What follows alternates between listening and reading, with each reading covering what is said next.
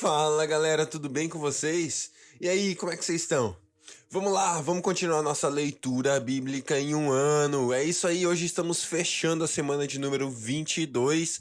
É o sétimo dia da semana, então vamos fechar a semana de número 22 com 1 Reis capítulo 16, 1 Reis capítulo 17 e também 2 Coríntios capítulo 5. Muito bom estar com vocês mais um dia, muito bom que você está com a gente mais um dia. A gente está amando esse tempo, amando esse processo. Estamos muito felizes de estar lendo a palavra de Deus com você. Espero que você esteja sendo edificado e, de novo, sempre vou pedir, vai espalhando, vai trazendo mais pessoas, vai convidando mais e mais pessoas para ouvir e ler a palavra de Deus com a gente. Tem sido fundamental e eu e você sabemos o quão importante é a palavra de Deus nas nossas vidas. Então, não fique de fora, não deixe alguém ficar de fora, algum amigo, alguma pessoa que você conheça, traga para perto, para que ele conheça mais e mais da palavra do nosso Deus. Bora lá, fechamento da semana 22, 1 Reis capítulo 16, 17 e também 2 Coríntios capítulo 5. Deus, obrigado por mais um dia de vida, mais um dia no seu amor, mais um dia debaixo da sua graça, a graça que nos conquistou, a graça que nos alcançou. Jesus, obrigado pela sua obra na cruz, Deus, que nos dá a salvação. Jesus, obrigado porque tua obra da cruz nos dá a redenção. Obrigado porque o Senhor nos faz seus filhos, Deus, através da obra de Jesus Cristo. Obrigado, Espírito Santo, pelo que o Senhor habita em nós e nos guia em toda a verdade. Fala conosco nesse tempo de leitura da palavra, que ela vá além da letra, traga vida, uma vida profunda, um alimento profundo, sólido para cada um de nós, em nome de Jesus. Amém. 1 Reis 16. Então a palavra do Senhor contra Baasa veio a Jeú, filho de Anani.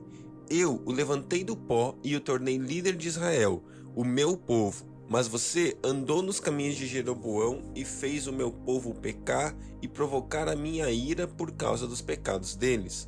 Por isso, estou na iminência de destruir Baasa e a sua família, fazendo a ela o que fiz a Jeroboão, filho de Nebete. Cães comerão os da família de Baasa que morrerem na cidade, e as aves do céu se alimentarão dos que morrerem no campo. Os demais acontecimentos do reinado de Baasa, seus atos e suas realizações estão escritos nos registros históricos dos reis de Israel. Baasa descansou com seus antepassados e foi sepultado em Tirza, e seu filho Elá foi seu sucessor. A palavra do Senhor veio por intermédio do profeta Jeú, filho de Anani, a Baasa e sua família, por terem feito o que o Senhor reprova, provocando sua ira, tornando-se como a família de Jeroboão, e também porque Baasa destruiu a família de Jeroboão. No 26º ano do reinado de Asa, rei de Judá, Elá, filho de Baasa, tornou-se rei de Israel e reinou 2 anos em Tirza. Zinri, um dos seus oficiais, que comandava metade dos seus carros de guerra, conspirou contra ele.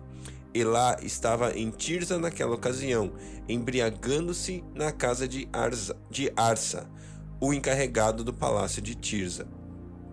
Zinri entrou, feriu-o e matou-o no 27º ano do reinado de Asa, rei de Judá, e foi o seu sucessor.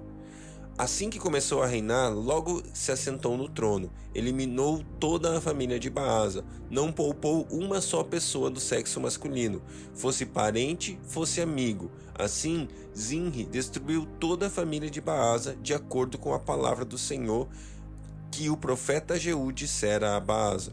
Por conta de todos os pecados que este e seu filho Elá haviam cometido e levado Israel a cometer, pois os seus ídolos inúteis provocaram a ira do Senhor, o Deus de Israel. Os demais acontecimentos do reinado de Elá e tudo o que ele fez estão descritos nos registros históricos dos reis de Israel. No 27º ano do reinado de Asa, rei de Judá, Zinri reinou 7 dias em Tirza. O exército estava acampado perto da cidade filisteia de Gibeton. Quando os acampados souberam que Zinri havia conspirado contra o rei e ele o tinha assassinado no mesmo dia, ali no acampamento proclamaram Onri, o comandante do exército, rei sobre Israel. Então Onri e todo o seu exército saíram de Gibeton e sitiaram Tirza. Quando Zinri viu que a cidade tinha sido tomada, entrou na cidadela do palácio real e incendiou o palácio em torno de si, e morreu.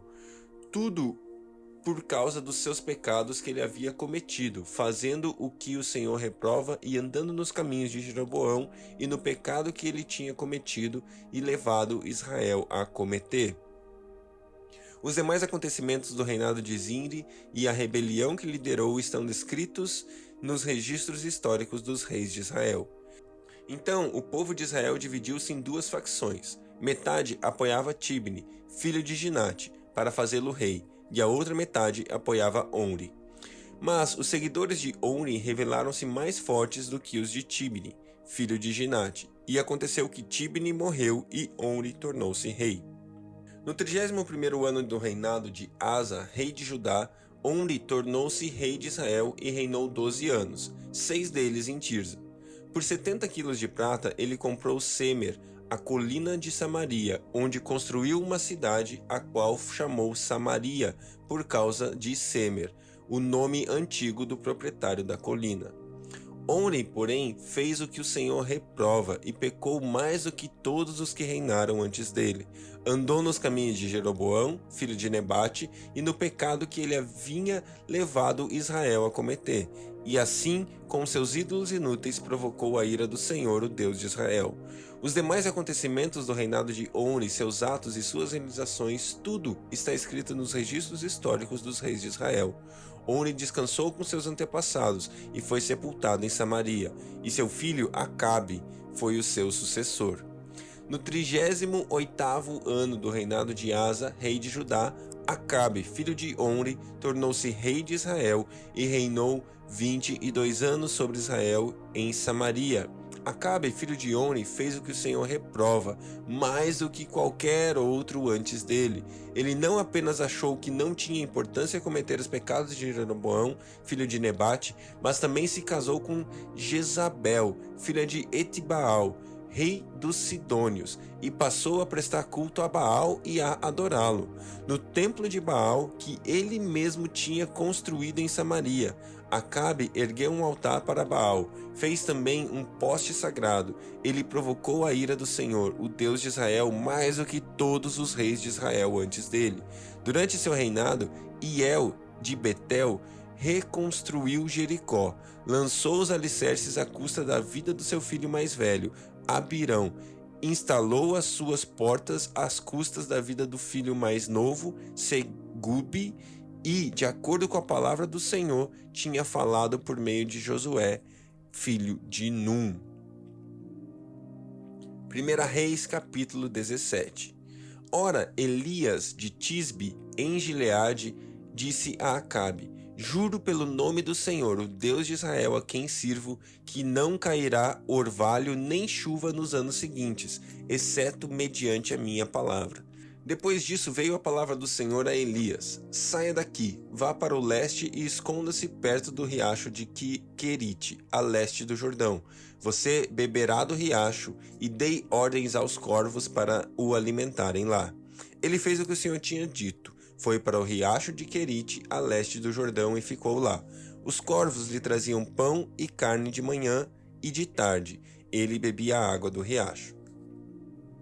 Algum tempo depois, o riacho secou-se por falta de chuva. Então a palavra do Senhor veio a Elias: Vá imediatamente para a cidade de Sarepta, de Sidom, e fique por lá. Ordenei uma viúva daquele lugar que lhe forneça comida. E ele foi. Quando chegou à porta da cidade, encontrou uma viúva que estava colhendo gravetos. Ele a chamou e perguntou: Pode me trazer um pouco da água numa jarra para eu beber? Enquanto ela ia buscar água, ele gritou: Por favor, traga também um pedaço de pão. Mas ela respondeu: Juro pelo nome do Senhor, o teu Deus, que não tenho nenhum pedaço de pão, só um punhado de farinha num jarro e um pouco de azeite numa botija. Estou colhendo uns 2 gravetos para levar para casa e preparar uma refeição para mim e para o meu filho, para que comamos e depois morramos. Elias, porém, lhe disse: Não tenha medo. Vá para casa e faça o que eu disse. Mas primeiro faça um pequeno bolo com o que você tem e traga para mim. E depois faça algo para você e para seu filho. Pois assim diz o Senhor, o Deus de Israel: A farinha na vasilha não se acabará, e o azeite na botija não se secará até o dia que o Senhor fizer chover sobre a terra. Ela foi e fez conforme Elias lhe dissera. E aconteceu que a comida durou muito tempo, para Elias e para a mulher e sua família, pois a farinha na vasilha não se acabou e o azeite na botija não se secou, conforme a palavra do Senhor proferida por Elias. Algum tempo depois, o filho da mulher, dona da casa, ficou doente, foi piorando e finalmente parou de respirar. E a mulher reclamou a Elias: Que foi que te fiz, ó homem de Deus? Vieste para lembrar-me do meu pecado e matar o meu filho? Dê-me seu filho, respondeu Elias. Ele o apanhou dos braços dela, levou-o para o quarto de cima, onde estava hospedado, e o pôs na cama. Então clamou ao Senhor: Ó Senhor meu Deus, trouxeste também desgraça sobre essa viúva com quem estou hospedado, fazendo o seu filho morrer? Então ele se deitou sobre o menino 3 vezes e clamou ao Senhor: Ó Senhor meu Deus, faze voltar à vida este menino. O Senhor ouviu o clamor de Elias, e a vida do menino voltou, e ele viveu. Então Elias levou o menino para baixo, entregou-o à mãe e disse: Veja, seu filho está vivo. Então a mulher disse a Elias: Agora sei que tu és um homem de Deus, e que a palavra do Senhor, vinda da sua boca, é verdade. Glória a Deus, glória a Deus. A gente leu nesses 2 capítulos, mais uma vez, a situação terrível que Israel se encontra, né? Rei após rei, decidindo e escolhendo fazer aquilo que era mal diante do Senhor, aquilo que o Senhor reprova, o padrão de Jeroboão sendo replicado vez após vez. Enquanto isso, lá em Judá, um reino estabelecido, né, estável pelo menos, durante muitos e muitos anos, você vê que vários reis de Israel foram trocados, foram mudados, e o rei de Judá permanecia o mesmo. E ainda assim, né, a gente vê que eles escolhiam o pecado, o caminho mau, o caminho errado, até o ponto de a gente ter chego aqui em Acabe, e Acabe se casou então com Jezabel, e aí a gente vai conhecer um pouquinho mais essa história, porque Acabe escolheu o mal. Ele escolheu o mal tão grande que ele trouxe Baal para ser o Deus de Israel. Ele trouxe Baal para ser o Deus principal, colocou postes em direção ou em honra a Baal, e ali então ele começou a tornar Deus um Deus esquecido dentro de Israel. Mas logo depois a gente começa a ver um novo homem, um homem de Deus surgindo, que a gente conhece um pouco da história dele, que vai logo se manifestar, essa história que você imagina, mas a história de Elias começa a surgir. E Elias, obediente a Deus, liberou uma palavra onde a chuva não viria até que ele falasse o contrário novamente, através da boca de Deus falasse o contrário através da vida de Elias. E assim foi, parou de chover, e a gente começa a ver a fome chegando sobre todo Israel, sobre todo aquele povo. E aqui a gente começa a conhecer a história desse homem, o profeta Elias. Aqui a gente vê também a história da mulher, o milagre da obediência. Mais uma vez, a mulher se submeteu ali à palavra de Deus, decidiu fazer o alimento, e o alimento nunca lhe faltou. Glória a Deus por isso. Vamos ver agora 2 Coríntios capítulo 5. Sabemos que se for destruída a temporária habitação terrena em que vivemos, temos da parte de Deus um edifício, uma casa eterna nos céus, não construída por mãos humanas. Enquanto isso, gememos desejando ser revestidos da nossa habitação celestial, porque estamos vestidos, não seremos encontrados nus. Pois, enquanto estamos nesta casa, gememos e nos angustiamos, porque não queremos ser despidos, mas revestidos da nossa habitação celestial, para que aquilo que é mortal seja absorvido pela vida. Foi Deus que nos preparou para este propósito, dando-nos o Espírito como garantia do que está por vir. Portanto, temos sempre confiança e sabemos que, enquanto estamos no corpo, estamos longe do Senhor, porque vivemos por fé e não por aquilo que vemos. Temos, pois, confiança e preferimos estar ausentes do corpo e habitar com o Senhor. Por isso, temos o propósito de lhe agradar, que quer estejamos no corpo, quer o deixemos.